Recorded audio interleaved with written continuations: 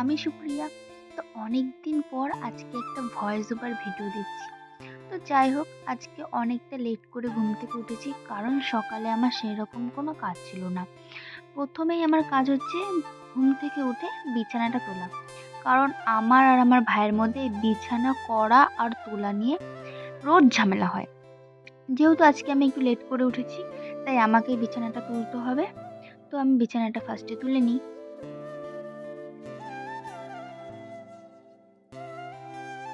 তো আমার বিছানা তোলা প্রায় কমপ্লিট।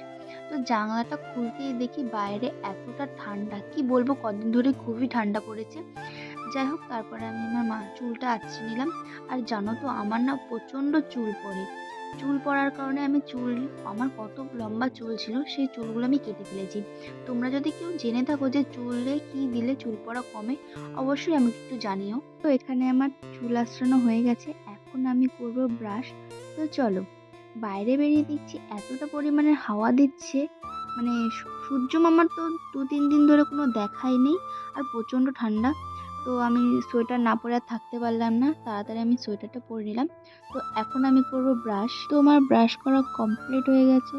তো এখন আমি মাখছি ক্রিম। আর আমি নিভিয়া সফট ক্রিম সবসময় মাখি, আমার খুব ভালো লাগে। তো টিপ ছাড়া তো আমি পুরো অচল, মানে আমার ভালো লাগে না টিপ না পরে থাকতে। তারপর একটু লিপ বাম ইউজ করলাম। যেহেতু আজকে আমি অনেকটা লেট করে উঠেছি, তাই সকাল সকাল গরম গরম ভাত, আলু মাখা আর বেগুন পোড়া দিয়েই খাচ্ছিলাম। তো আমার খাওয়া দেখে আমার টিটু এত দাপাদাপি করছিল।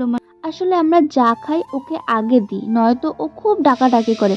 কারণ আমাদের সাথে থাকতে থাকতে না ও একটা মানুষের মতো হয়ে গেছে, শুধু মাছ মাংস বাদে ও সবই খায়। দুপুরে আমি স্নান করে পুজো দিচ্ছিলাম, তারপর আমি খেতে বসেছি।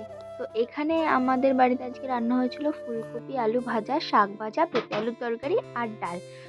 তো আমি তো খাচ্ছিলাম, আর খাওয়া প্রায় যখন শেষের দিকে তখন দেখি একটা বিড়াল এসে আমার পাশে বসে।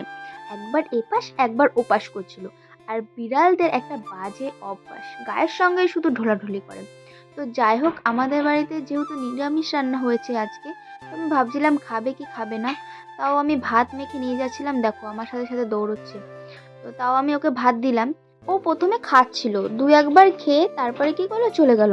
আমি প্রথমে বুঝতে পেরেছিলাম ও খাবে না, তাই আমি অল্প করেই প্রথমে মেখেছিলাম। তাও দেখছি পায়ের সামনে গুড়গুড় গুড়গুড় করছিল।